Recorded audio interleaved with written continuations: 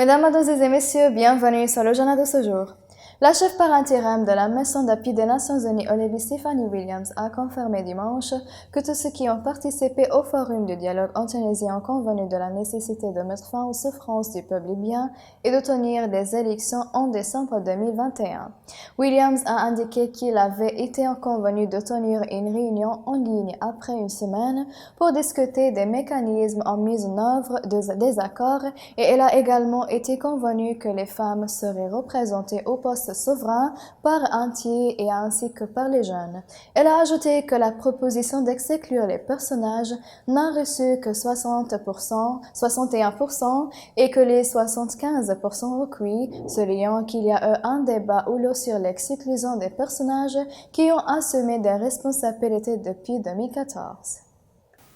Dimanche, Benghazi a assisté à la réouverture du consulat palestinien dans son nouveau siège où Ahmed Ejrar était à l'avant-garde des réceptions d'hier de la délégation officielle du ministère des Affaires étrangères et de la coopération internationale. Le consul général de l'État de Palestine en Libye, la délégation du ministère des Affaires étrangères a profité de la cérémonie pour exprimer la foi du peuple libyen dans la juste cause du peuple palestinien pour restaurer ses droits, libérer sa terre et établir son État indépendant avec Jérusalem pour capitale. De son côté, le consul général de l'État de Palestine, Ahmed Ejrar, a exprimé sa joie avec toutes les facilités fournies par le ministère afin que le consulat reprenne ses travaux dans des conditions et un climat positif soulignant la profondeur et fraternelle des liens qui lient le peuple palestinien à son frère, le peuple libyen, pendant de longues décennies à propos de ses positions sincères et fermes sur la question centrale arabe, la Palestine.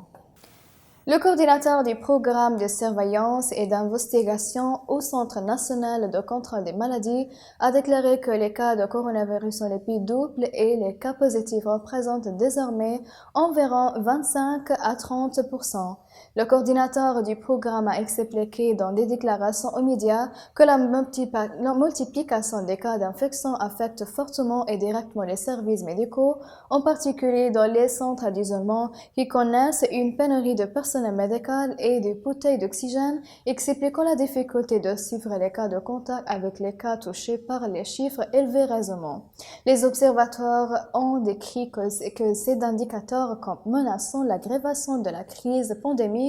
et sont incontrôlables en l'absence d'attention au centre d'isolement et de répondre à leurs besoins comme une priorité absolue. Les experts pétroliers ont déclaré que la production pétrolière en Libye allait à l'encontre de toutes les attentes, ce qui a indiqué qu'elle aurait besoin de plus de temps pour se redresser, ce qui pousserait l'OPEC à prendre de nouvelles décisions et mesures. Et des sources des secteurs pétroliers libyens ont annoncé dimanche que le volume de production quotidien atteignait 1,2 million barils et prévoyait que la production atteindrait 1,3 million dans les prochains jours, une fois les obstacles techniques surmontés. Mesdames et messieurs, la fin des résumés. Merci de m'avoir attiré votre attention et au revoir.